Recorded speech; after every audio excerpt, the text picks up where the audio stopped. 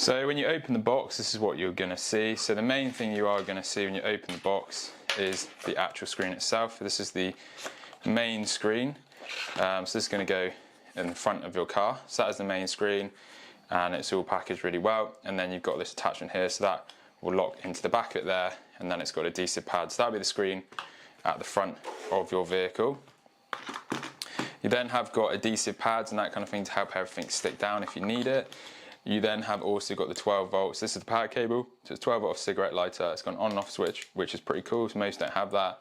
And you've got another USB there, so obviously you can plug other things into it. And that goes onto a USB-C to power the screens. That powers up the screen there. You then have got converters and that kind of thing as well, if you need them. Like I said, you've got these extra mounts of adhesive pads, stick things down, and then you've got another adhesive pad there. So then you have also got the reverse camera. So this is the reverse camera. So this comes in it, which is pretty cool. So it's really small, like you see, you can go on the outside of the vehicle and you do have some adjustment there, and you've got some screw holes as well, which you can obviously screw in to the vehicle. And then there's also an adhesive pad that comes with that. So you've got an adhesive pad that comes with it there. Then you've also got the power cable that will run the rear camera. So that connects into there like so. And then this will split onto the reverse light cable. So when you put it into reverse, the reverse camera comes on. And yeah, that's pretty much it. If it doesn't work, then you've obviously got this other relay as well to change the power. So that'll work. But yeah, that's what you get inside the box, and that's what it all looks like. So the other things I want to mention is that this is the only 60 FPS wireless CarPlay portable screen on the market. So it provides a super smooth user experience, and it has quick response with no lags. That is really cool about it. So the screen is fully laminated and it's fully integrated as well. So as you can see, it is really sleek. So it's like not really an edge on it. So it is really cool, nice design, and it's a decent size, which is really cool. It has also got magnetic attachments, so it's very easy to install. So you can just click things on and off, which is pretty cool. It's got really quick connection as well, so it only takes 12 seconds from when you power it on to actually connecting it and getting it all running. So there's no like downtime and lag time, that kind of thing, which is pretty cool. Obviously, like I said, it comes with multiple mounts, which I'll show you in a minute. So it's very easy to fit and install, which is really cool as well. So it kind of fits into any different vehicle, and that makes it a lot easier as well. It also has automatic switching modes, so it'll switch from CarPlay and Android Autoplay. And then also has the night modes as well, so obviously for night time it will automatically switch to night time, so it detects whether you're in day or night, which is pretty cool. It also has automatic brightness adjustment, which again is really cool. So obviously if it's a bright sunny day, or if it's a bit dull with cloud, or night time, it will adjust the brightness accordingly, which is pretty cool.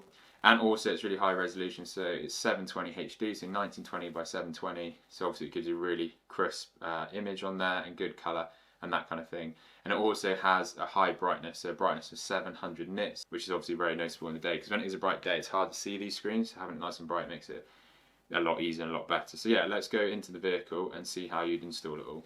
So you've got different ways of mounting this. So you have got the adhesive pad here, so you can stick that on that, or like a flat surface in there, and then you have got this suction cup, which has got an extendable arm as well, so that comes out and it is fully adjustable, so you can obviously change it as well if you want to, up and down. So you can fully position where you want the screen to go.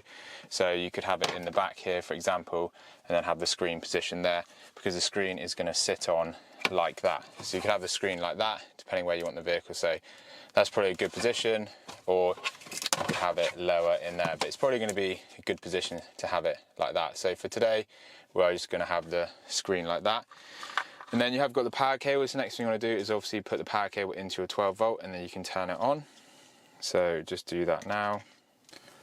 So there you go, that is the screen coming on there. So as you can see, it is turned on. And then you've got all the different settings you can go through. So you'd obviously have to connect to your phone and then turn the Wi-Fi on. So what we're going to do now is connect your phone to the unit to make sure it works. So what you want to do is turn on your Bluetooth and your Wi-Fi. So turn on your data or your Wi-Fi if you're at home, and then pair a new device. So then you want to pair to that device there. So enable the pairing. So that's going to pair, click pair, and then there you go, it is accessing the phone. So it'll take a while to connect.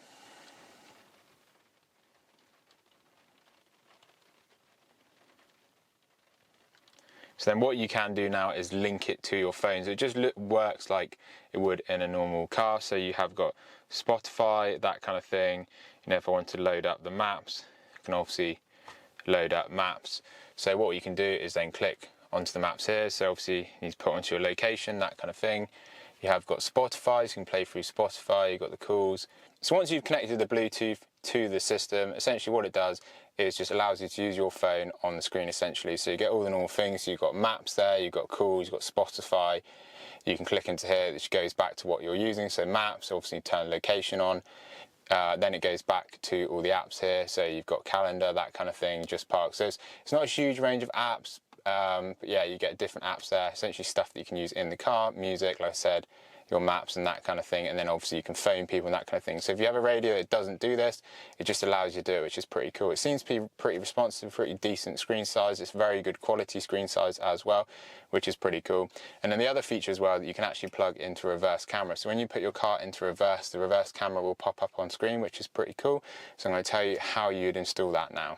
Right, so to install the reverse camera, what you'll need to do is attach it to the back here, so somewhere on your rear license plate. So it could be inside the window, or you can put it on the rear license plate here, so you can decide where you want to put it. And then what you're going to have to do is drill 2 holes in the plastics, whatever your vehicle is, and attach it with the adhesive pad and 2 screws. And then you're also going to have to drill a 3rd hole to put the cable underneath here, so that runs into the inside of the vehicle. So essentially you're going to drill 3 holes, so 2 to secure the camera like so, and then 1 to put the cable in, so the cable will be out of place and go back inside the vehicle. Okay, so the camera cable is now going to come back inside the door behind this panel. So depending on what vehicle you got, it'll probably be on the boot door, but then that cable will come through behind here, so it'll be behind this panel sitting in there. And then what you want to do once you've got that cable in there is then you want to connect it to this big cable. So you've got the connection here, so you connect these 2 wires together, so then that is the camera in place and the wire done. And then with this long cable, what you're going to do is this is going to run back to the front unit on the screen, so that when the power is on, it transfers power down to the wireless camera. But then in order to get it to work, what you're going to have to do is cut into the reverse light cable, so that when you put the vehicle into reverse, it activates the camera, and that's how it comes on. So it's not always going to be on, it's only going to come on when you put it into reverse. That's what this red cable is for here. So this cable now is going to run from here.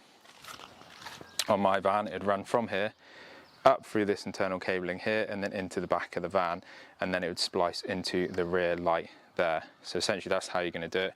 So you're going to have to run that cable from the front all the way down the side of the vehicle spliced into the reverse light, and then the power cable is going to continue down through here. So it'll be the same on any vehicles. If you do it inside the vehicle, you might not have to do that. If you've got a boot door, that kind of thing, you're going to have to route it through this cabling and splice into there. So when you put it into reverse, that's how it turns on. Thanks for watching.